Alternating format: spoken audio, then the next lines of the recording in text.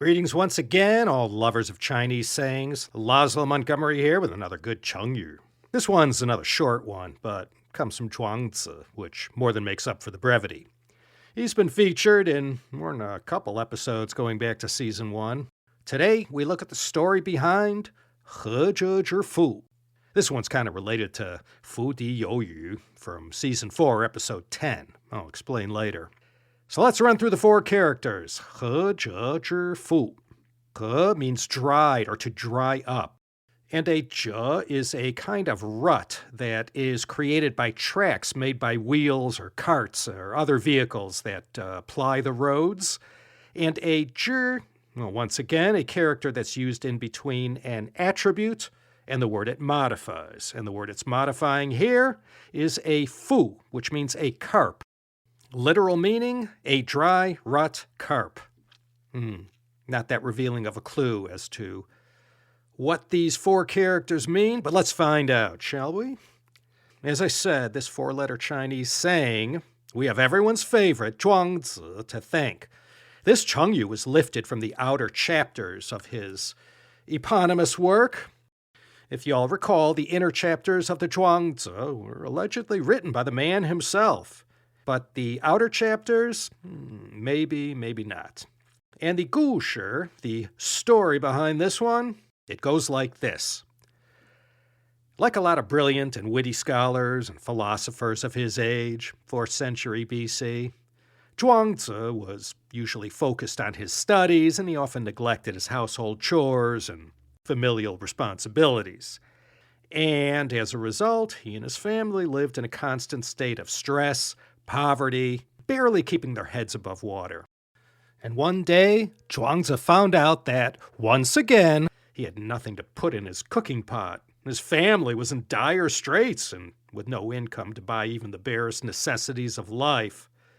The great and celebrated Zhuangzi was left with no other recourse but to go cap in hand to a famously wealthy man in his region to borrow some grain.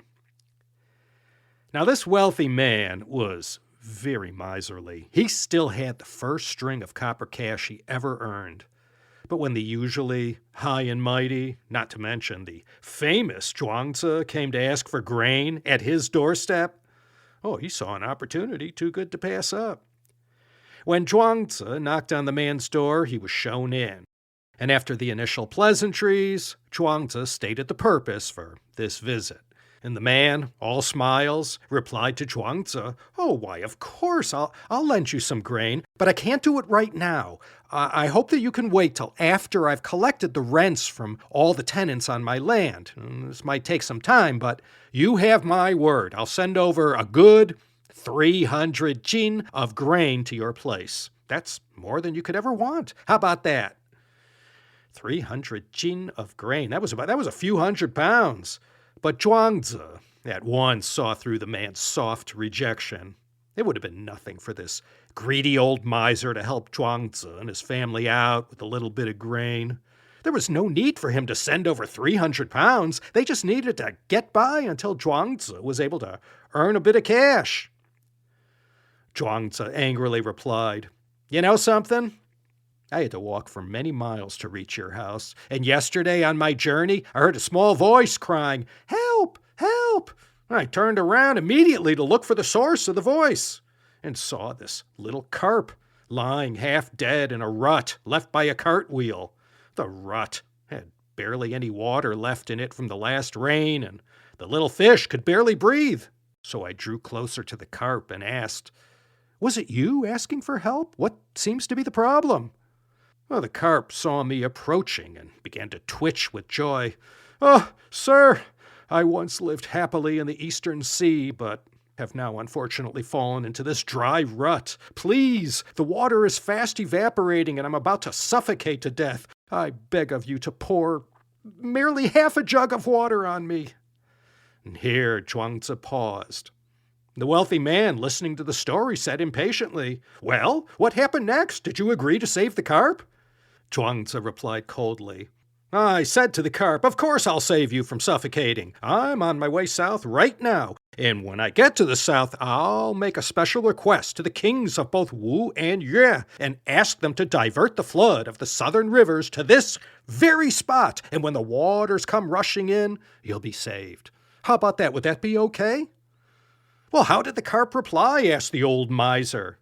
Zhuangzi looked at the old man and said, "The carp was furious to hear my reply. Leaping around in anger, he said to me, 'I asked you for half a jug of water, not the flood of the rivers of the south. If that's how you're planning to save my life, then you might as well look for me tomorrow at the market at one of the dried fish stalls.'"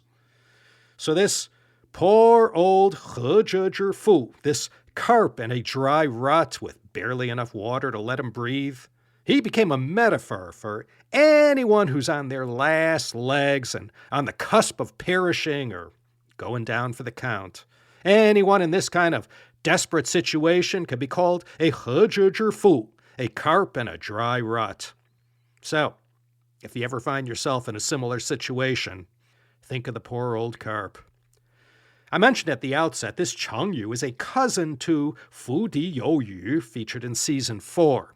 Some of you may recall the bandit leader Zhang Ying lamenting that due to the wickedness of the times, he and his men lived like a fish swimming at the bottom of a cooking pot, desperate for a few last gasps of air.